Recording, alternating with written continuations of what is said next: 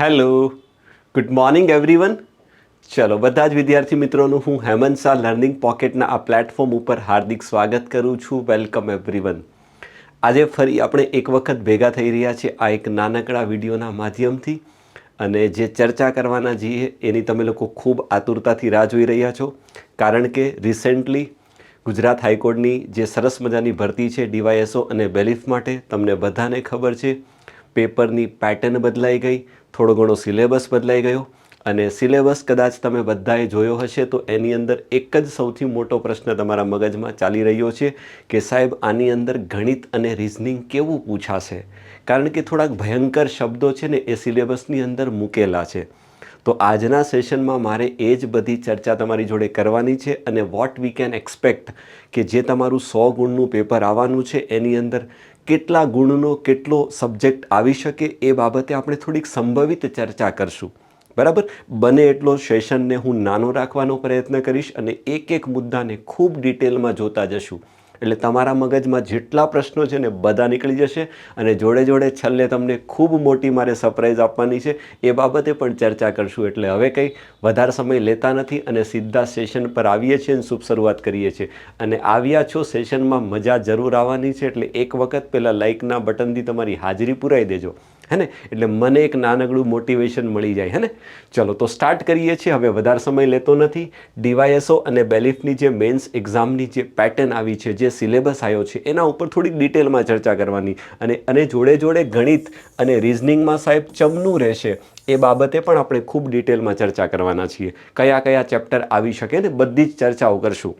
ચલો તો સીધા સ્ટાર્ટ કરીએ છીએ આપણે. હવે તમને બધાને ખબર છે આપણી આ સરસ મજાની એપ્લિકેશન છે લર્નિંગ પોકેટ. એક વખત ડાઉનલોડ ન કરી હોય તો કરી લેજો, હા ને. હા, ખાસ કારણ કે આના ઉપર તમારા માટે ઘણી બધી વસ્તુ છે ને, એ ક્વોલિટી એજ્યુકેશન માટે ઘણી બધી વસ્તુઓ તમને એપ્લિકેશન પર મળશે. બરાબર. ટોપિક તમને બધાને ખબર છે કે આપણી આ જે ડીવાયએસઓ અને બેલીફની જે ભરતી છે એનું પેપર તો તમે બધા જાણો છો, એનટીએ એટલે કે નેશનલ ટેસ્ટિંગ એજન્સી છે ને આ એક્ઝામ કન્ડક્ટ કરવાની છે. એટલે આ તો આમ જોવા જઈએ તો આપણા માટે બધા માટે નવું છે.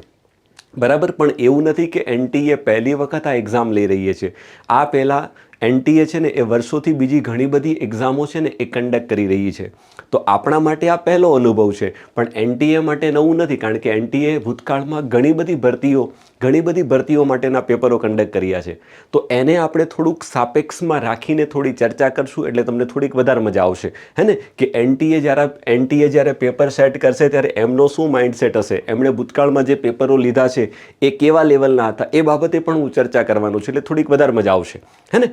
ચલો તો હવે સીધા સ્ટાર્ટ કરીએ છીએ, મુદ્દા ઉપર આવીએ છીએ. સૌથી પહેલાં તમારી સામે આ જે સ્ક્રીન ઉપર દેખાઈ રહ્યું છે એ તમારું છે હાઈકોર્ટ ડીવાયએસઓ. તો ડીવાયએસઓ માટે છે ને એ જે પેપરની પેટર્ન છે, જે સિલેબસ છે ને એ જનરલી હું તમને ખાલી એક વખત બ્રીફ આપી દઉં છું, અને પછી આ વસ્તુ છે ને મારે તમને ડિટેલમાં સમજાવવાની છે, જેની તમે લોકો રાહ જોઈને બેઠા છો, હે ને. હા, એ સમજાવીશ, ચિંતા નહીં કરો. તો પહેલાં તો 2 કલાકનું તમારું પેપર, એટલે કે 120 મિનિટ તમને મળવાના. પેપર આખું OMR બેસ્ડ પેપર છે, સાંભળી લેજો. MCQ બેસ્ડ OMR તમારે ભરવાની થશે. બહુ ક્લિયર કટ લીધેલું છે એમણે. દરેક ક્વેશ્ચનનો 1 માર્ક્સ છે. 120 મિનિટમાં તમને 100 ક્વેશ્ચન આપશે, અને દરેક ક્વેશ્ચનનો 1 માર્ક્સ છે. જો ખોટો પ્રશ્ન પડશે તો ખોટા પ્રશ્ન માટે 0.33 માર્ક્સ છે ને એ કટ થઈ જશે, ધ્યાન રાખજો. એટલે જો એક પ્રશ્ન ધારો કે તમે એટેન્ડ કર્યો અને જો તમારો ખોટો પડ્યો ને તો 0.33 ગુણ કપાઈ જશે, અને જો તમે એટેમ્પ નથી કરતા તો કંઈ કરવાની જરૂર નથી, તો તમારા 1 પણ ગુણ કપાશે નહીં. બરાબર. ચલો તો આ વાત તમને ક્લિયર છે. હવે ડીવાયએસઓ માટે તો ક્લિયર કટ લખેલું છે કે પેપર છે એ પ્યોર ઇંગ્લિશમાં લેવાનું. ડેફિનેટલી છે, તમને બધાને ખબર જ છે, હે ને. ઇંગ્લિશમાં હશે, બધા જ MCQ ઇંગ્લિશમાં હશે. હવે એની અંદર તમે જોશો ને તો એમણે આખો જે પેપર છે ને એને 4 ભાગમાં વહેંચી દીધો છે. એની અંદર એમણે બેઝિકલી 4 સબ્જેક્ટ ઉપર થોડીક ડિટેલમાં ચર્ચા કરી છે કે અમે આમાંથી પૂછવાના છીએ. સૌથી પહેલો જે સબ્જેક્ટ છે એ છે તમારું general English including mandatory comprehension. Mandatory કોમ્પ્રિહેન્શનનો મતલબ મેન્ડેટરી એટલે ફરજિયાત. એટલે આની અંદર છે ને કોમ્પ્રિહેન્શન હશે. હવે કોમ્પ્રિહેન્શન તમે બધા જાણો છો શું હોય. સરસ મજાનો પેસેજ આપ્યો હશે ને એની નીચે 5-7 પ્રશ્ન આપેલા હશે. પેસેજને વાંચીને એના પરથી તમારે પ્રશ્નોના જવાબ આપવાના. પેલું ગુજરાતીમાં જેવું ગદ્યાર્થ ગ્રહણ આવે ને એવું આમાં આવવાનું. મેન્ડેટરી એટલે એ તો કમ્પ્લીટ, એટલે એ તો કોમ્પ્રિહેન્શન તો આવશે ને, જોડે જોડે જનરલ ઇંગ્લિશ. તો જનરલ ઇંગ્લિશની અંદર ગ્રામર વગેરે છે, ફિલ ઇન ધ બ્લેન્ક્સ છે, આર્ટિકલ, આ તે બધું આવી જશે. બરાબર. તો આ પહેલો સબ્જેક્ટ છે તમારો ઇંગ્લિશ, ધ્યાન રાખજો. બરાબર. બીજું છે general knowledge including current affairs. હવે જનરલ નોલેજ એટલે જીકે, તમે બધા વાંચો છો ને, એટલે તમને બધાને ખબર છે આ વિશે મારે બહુ ચર્ચા કરવાની થતી નથી, પણ જોડે જોડે સ્પેશિયલ ફોકસ લખ્યું છે કે વિથ કરંટ અફેર્સ, એટલે બંને ભેગા મળીને પૂછશે. જીકે ઇન્ક્લુડિંગ કરંટ અફેર્સ એટલે કે વર્તમાન પ્રવાહો. ત્રીજી વાત કરીએ તો આ થોડુંક અગત્યનું છે, જોજો સમજજો. Translation from English two Gujarati and Gujarati two English through MCQs. આ થોડોક તમારા માટે બહુ મોટો ફાયદો થવાનો છે. એટલે કદાચ કોકને બહુ ઇંગ્લિશ ન આવડતું હોય તો ફાયદો શું થવાનો ખબર? એક નાનકડું એમણે કંઈ પણ હે ને અંગ્રેજીમાં કોઈ એક સ્ટેટમેન્ટ આપ્યું હશે ને એવું પૂછશે કે આનું ગુજરાતી કરો, તો કદાચ ન આવડે ને તો તમારે શું કરવાના? ઓપ્શન આપેલા જ હશે, તો ઓપ્શન થકી પણ તમે આને ઇઝીલી ટેકલ કરી શકશો. જોજો સમજો ને, તો આના માટે તમારે લખવાનું નથી, MCQ પેટર્ન ઉપર જ તમને પૂછશે. બરાબર. તો અંગ્રેજીનું ગુજરાતી ને ગુજરાતીનું અંગ્રેજીમાં ટ્રાન્સલેશનના MCQ બેસ્ડ પ્રશ્ન આની અંદર તમને પૂછશે. બરાબર. આ તમારી વાત થઈ ગઈ ત્રીજી. અને છેલ્લી, જેને તમે લોકો રાહ જોઈને રહ્યા છો, તો મારી દેશી ભાષામાં કહું તો આ છેલ્લો છે ને એ કંઈ નથી, એ તમારું રિઝનિંગ અને મેથ્સ છે. એને થોડાક હું ડિટેલમાં સમજાવું છું આગળ જઈને, અત્યારે એની ચિંતા નહીં કરતા. હવે ખાલી એટલું કહેવાનું રહ્યું છે કે સાહેબ તમને શું લાગે છે કે આ 100 ગુણ છે, તો આમાંથી તમારા હિસાબે તમને શું વેટેજ લાગે છે? બરાબર. હું મારી કેલ્ક્યુલેશન મૂકું છું, જરૂરી નથી કે આવું પૂછાશે. મને જે એક્સપેક્ટેડ લાગે છે તો હું માનીને ચાલું કે કદાચ જો 100 ગુણનું પેપર હોય, સમજજો, તો માનીને ચાલજો કે આ છે ને ગણિત અને રિઝનિંગ છે ને, એક ડેફિનેટલી હું DYSOની વાત કરું તો લગભગ 40 પ્રશ્ન પૂછાવાની શક્યતા ખરી, એઝ પર માય કેલ્ક્યુલેશન. હવે હું આમાં થોડોક પ્લસ માઇનસ થઈ શકું, એમાં કોઈ ખોટી વાત નથી. બરાબર. હા, હું માનું છું ત્યાં સુધી 41 પ્રશ્ન એમણે ગણિત રિઝનિંગના મૂકવા પડે પેપરને બેલેન્સ બનાવવા માટે. પછી કદાચ 10 પ્રશ્ન એ લોકો ઈચ્છે તો શું કરી શકે ખબર? ટ્રાન્સલેશનના પૂછી લે, અંગ્રેજીનું ગુજરાતી ને ગુજરાતીનું અંગ્રેજી, તો 40 ને 10 50 થઈ ગયા. હવે જોજો, એના પછી હું માનું છું કે જીકે અને કરંટ અફેર્સ બંને ભેગા મળીને કદાચ 30 થી 35 પ્રશ્ન સેટ થાય, તો અત્યારે 30 લઈને ચાલીએ. કદાચ 30 થી 35 પ્રશ્નો જીકે અને કરંટના પૂછી નાખે, તો ટોટલ કેટલા થયા? 40 ને 10 50 ને 30 80, તો લગભગ માનીને ચાલો 15 થી 20 જેટલા પ્રશ્ન એ લોકો તમને શું કરી શકે? ઇંગ્લિશના પૂછી શકે.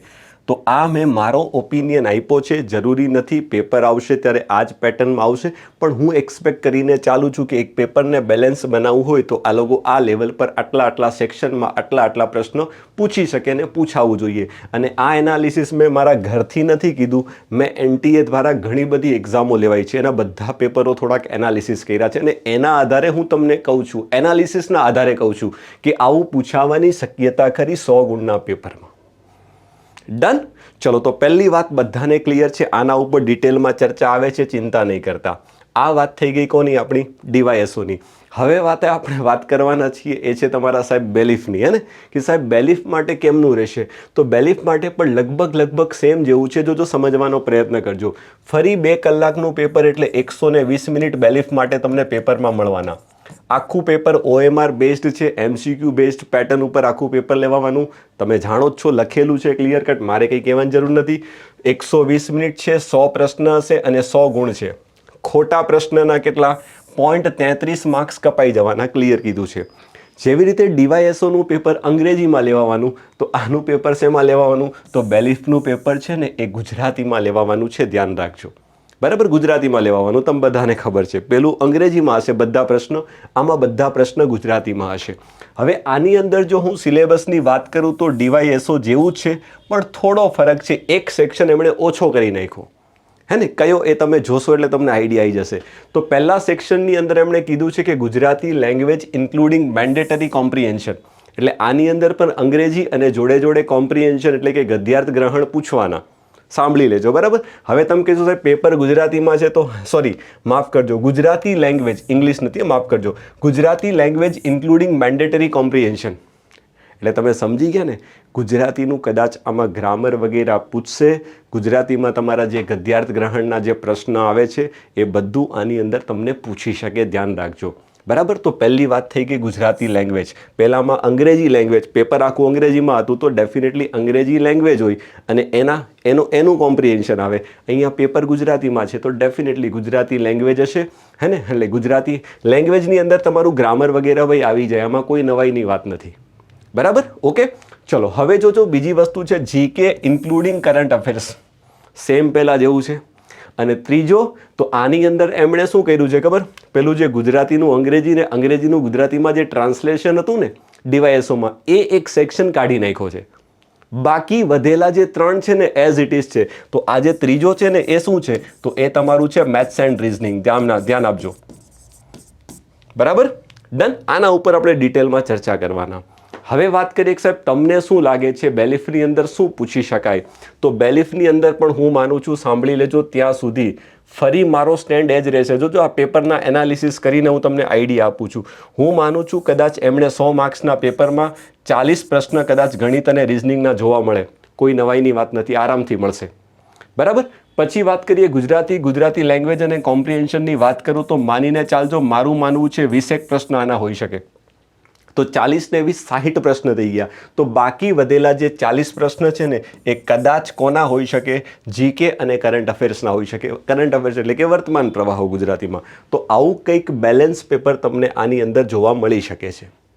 મારા વિચારો આપવાનો પ્રયત્ન કરું છું. મેં જેટલા એનટીએ દ્વારા જે પેપરો લેવાયા છે એનું મેં એનાલિસિસ કર્યું છે ને એના આધારે હું તમને આઈડિયા આપું છું. બરાબર, કે એક પેપરને બેલેન્સ બનાવવું હોય તો આવું કંઈક એ લોકો પૂછી શકે. ડન. ચલો હવે વધીએ છીએ આગળ. વધારે સમય લેતો નથી ને આશા રાખું છું મજા આવે છે. એટલે મજા આવતી હોય તો એક નાની લાઇક બાઇક આપતા રહેજો, હે ને. અને સેશનને શેર કરવાનું તો ભૂલવાનું જ નથી. હવે વધીએ છીએ આગળ. નેક્સ્ટમાં લઈએ છીએ કે સાહેબ આ જે ભયંકર લખેલું છે આને થોડુંક સમજાઈજો ડિટેલમાં. બરાબર. તો એની અંદર મેઇન 3 વસ્તુ છે. 3ને મેં અલગ લઈ લીધી છે. સૌથી પહેલાં એમણે લખ્યું છે, જોજો સાંભળજો, હે ને. Questions test the aptitude reasoning with comprehension passage and case study. પહેલો મુદ્દો તમારી સામે, aptitude reasoning with comprehension passage and case study. તો સાહેબ આની અંદર ચમનું આવશે. આની અંદર શું હોઈ શકે, હે ને. આમાં જ બધાને મોટી સમસ્યાઓ છે. તો હવે તમે વિચારો સારું, રિઝનિંગ અને મેથ્સની અંદર કોમ્પ્રિહેન્શન આવે. કોમ્પ્રિહેન્શનનો મતલબ પેલા પેસેજ આવે. તો તમે થોડુંક તો મગજ ચલાવો તો તમને ખબર પડે કે જનરલી રિઝનિંગમાં પ્રશ્નમાં પેસેજ વગેરે ક્યાં જોવા મળે. તો તમે બધા જાણો છો, એક તો બેઠક વ્યવસ્થા, સિટિંગ એરેન્જમેન્ટના જે પ્રશ્ન હોય ને એ ફકરા સ્વરૂપે આપેલા હોય છે ને. એટલે તમે સમજવાનો પ્રયત્ન કરો. આ તમે જે રિઝનિંગની અંદર બેઠક વ્યવસ્થા છે, પેસેજ એટલે ફકરો, સમજવાની મારી વાત તમને સમજે. એટલે તમે રિઝનિંગની અંદર જે બેઠક વ્યવસ્થા ભણી ગયા છો, હવે એની અંદર કંઈ પણ આવી શકે, લાઈન આવી શકે, સર્કલ આવે, ગમે તે આવે, તમે બધું ભણ્યા છો. બરાબર. તો એના પ્રશ્ન બનશે. જોડે પઝલ પણ બની શકે, હે ને. પઝલ, બોક્સ પઝલ છે, ફ્લોર પઝલ છે, બધું તમને ભણાવેલું છે અને તમે બધા ભણીને આવ્યા છો. તો આની અંદર પઝલ પણ આવી શકે. અને ત્રીજી વસ્તુ એમણે રિઝનિંગની જોડે છે ને એપ્ટિટ્યૂડ કીધું છે, એટલે ગણિત. તો ગણિતની અંદર પણ ઘણી વખત તમે જોશો ને તો આવી નાની મોટી પઝલો ગણિતની અંદર પણ બનતી હોય છે. તમે કીધું સાહેબ આવું તો અમે જોયું નથી. એને છે ને ગણિતમાં કહેવાય છે ડેટા કેસલેટ. તો ચિંતા નહીં કરતા, એના માટે હું તમારા માટે ખૂબ સરસ પ્લાન લઈને આવી રહ્યો છું. એની અંદર આ બાબતે આપણે ચર્ચા કરવાના છીએ, એટલે બહુ ચિંતા નહીં કરતા, હે ને. તો આ પહેલો તમારો જે મુદ્દો છે એની અંદર આ ટોપિકને એ લોકો ઇનડાયરેક્ટલી કહેવા માંગે છે. ટોપિકના નામ નથી આપ્યા, પણ ટોપિકમાં જે ભાવાર્થ આપેલો છે ને એના પરથી આપણે આવો અંદાજ લગાવી શકીએ કે આની અંદર આવું કંઈક હશે. બરાબર. એટલે બહુ ડરવાની જરૂર નથી. આ કેસ સ્ટડીના આવા બધા પ્રશ્નો છે ને એને જોઈને બાળક ડરી જાય. એટલે આ કેસ સ્ટડી એટલે તમને એક સરસ મજાનો એક કોયડો આપી દીધો છે, એક કેસ આપી દીધો છે કે આ કેસ છે, તમારે આને ઉકેલો. એટલે એક ટાઈપની પઝલ થઈ, એક ટાઈપની બેઠક વ્યવસ્થા થઈ. સમજ્યા ને. એટલે ડરવાની જરૂર નથી. આ પહેલી વાત થઈ ગઈ. જોજો હવે આવીએ છીએ બીજા મુદ્દા ઉપર વાત કરું છું. જોજો, reasoning and aptitude testing with also include general MCQs based on reasoning aptitude including logical thinking problem solve. Okay, ચલો હવે જો એ બીજો મુદ્દો હું લઉં છું. આ બાજુ ધ્યાન આપો. પહેલો મુદ્દો થઈ ગયો. બીજા મુદ્દામાં શું આવી શકે? તો લખ્યું છે રીઝનિંગ એન્ડ એપ્ટિટ્યૂડ ટેસ્ટિંગ. તો આની અંદર તો તમે બધા સમજી જાઓ, ખાલી એટલું લખ્યું છે કે રીઝનિંગ એન્ડ એપ્ટિટ્યૂડ ટેસ્ટિંગ. એટલે તમારું રીઝનિંગ ટેસ્ટ કરશે અને જોડે તમારું એપ્ટિટ્યૂડ એટલે કે ગણિત પણ એ લોકો ટેસ્ટ કરવાના છે. તો તમે સમજી જાઓ, ખાલી એટલું લખ્યું એટલે તમારે શું સમજવું પડે કે ગણિત અને રીઝનિંગના કોઈ પણ ટોપિક પૂછે. બરાબર. તો હવે મેં શું કર્યું છે, તો આ પીપીટીની અંદર થોડીક મહેનત, મેં પણ ઘણી બધી મહેનત કરી છે. તમને શું લાગે, આ સેશન બનાવતા પહેલાં મેં 4-5 કલાકની મહેનત કરી છે, એમને હું નથી આવ્યો, હે ને. હા. તો આટલા ટોપિક જે મને દેખાય છે NTA દ્વારા ભૂતકાળમાં જેટલી એક્ઝામો લેવાય છે એના પેપરો મેં જોયા, એની અંદર મેં રિઝનિંગ જોયું અને એની અંદર મેં જોયું તો એટલું કન્ક્લુઝન નીકળે છે કે રિઝનિંગના આટલા ટોપિક ઉપર એ લોકો ખૂબ વધારે ફોકસ કરે છે. તમારી સામે લિસ્ટ મૂક્યું છે, જોઈ લેજો.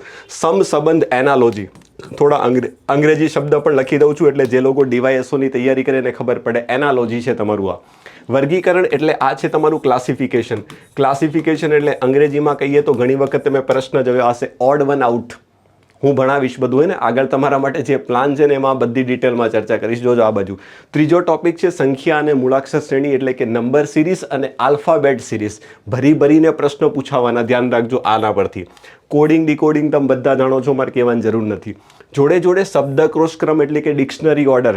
5 અલગ અલગ શબ્દ આપ્યા છે અને એમ કહેશે કે આને ડિક્શનરી ઓર્ડરમાં ગોઠવવામાં આવે તો બીજા ક્રમે કોણ આવે, ત્રીજા ક્રમે કોણ આવે, એટલે ABCD આવડે ને તો ડિક્શનરી ક્રમમાં ગોઠવતા તમને આવડી જાય. પાંચમો છઠ્ઠો જે ટોપિક છે શબ્દોની તાર્કિક ગોઠવણી એટલે કે લોજિકલ, અને પેલું કહેવાય ને કે શબ્દો તમને શબ્દો આપ્યા હશે એને તમારે શું કરવાના, એક તાર્કિક રીતે સિક્વન્સમાં ગોઠવવાના.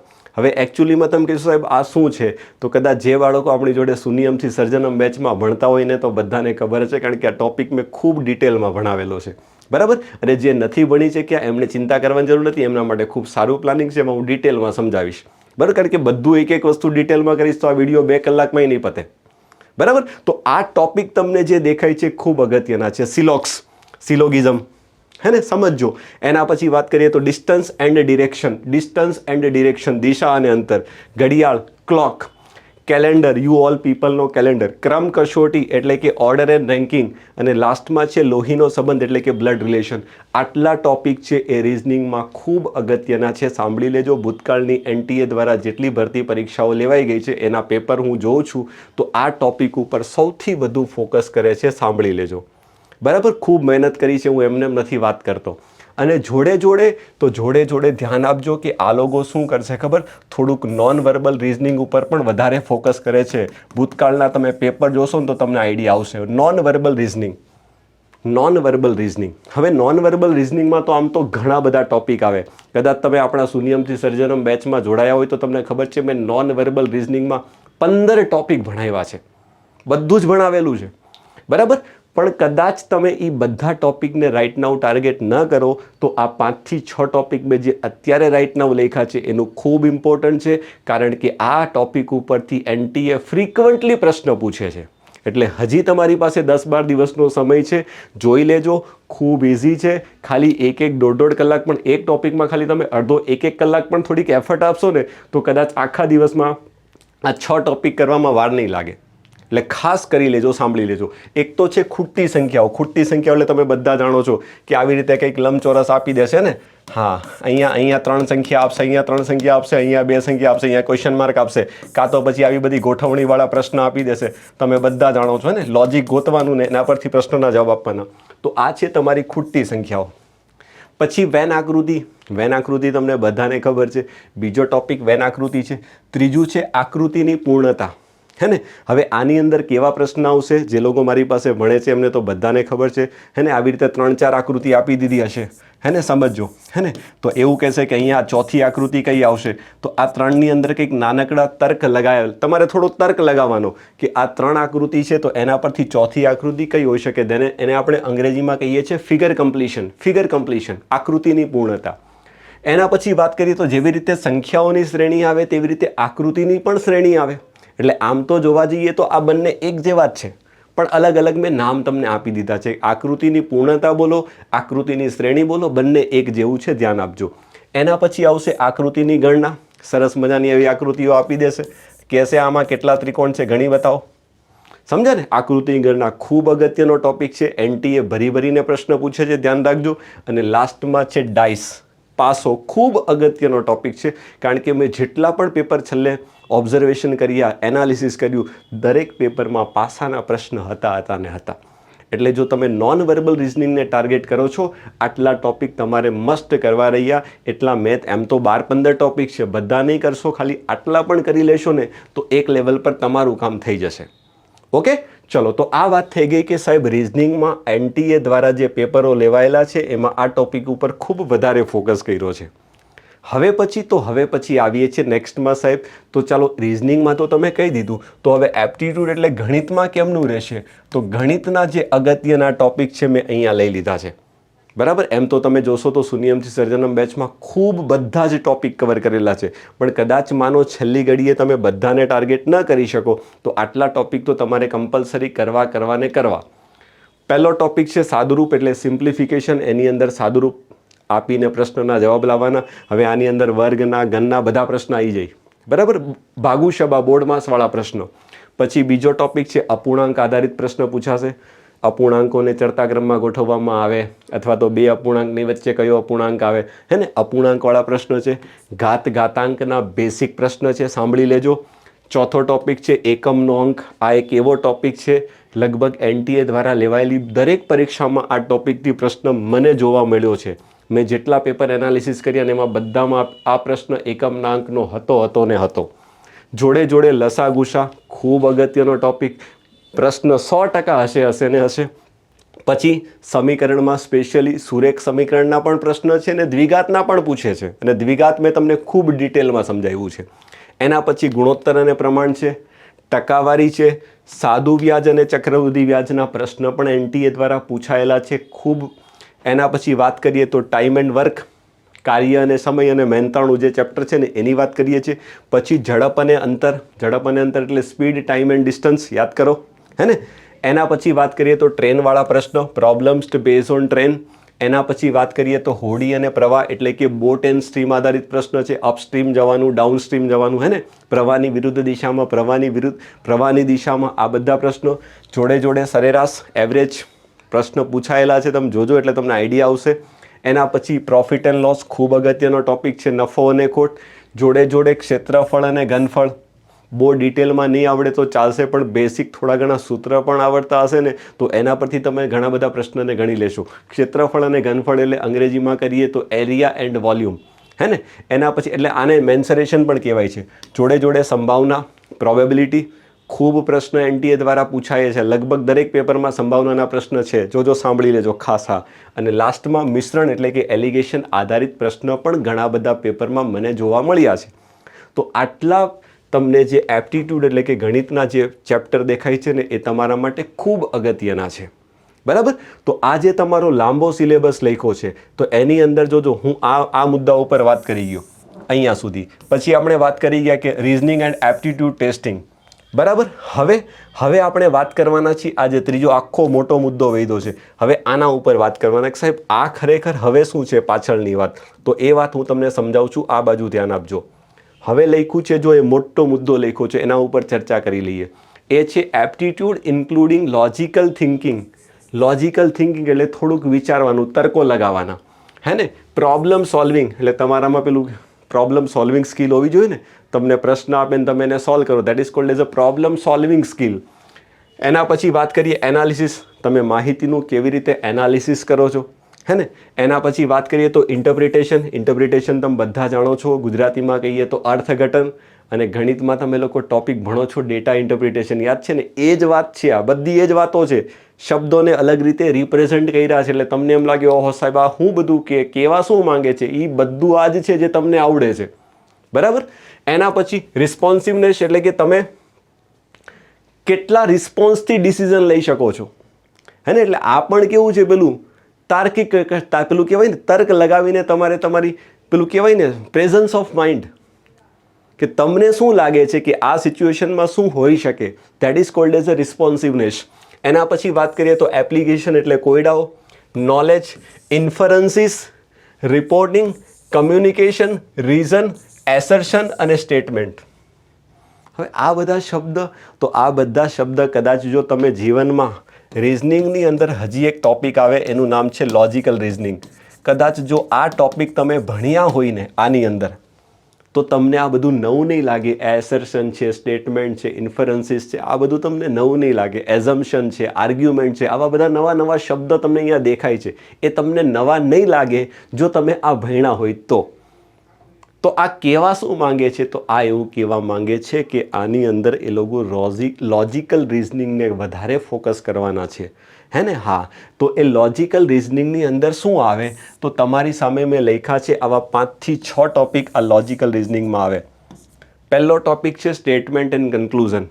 વિધાનો આપ્યા હશે, એની નીચે નિષ્કર્ષ એટલે કે તારણો આપ્યા હશે.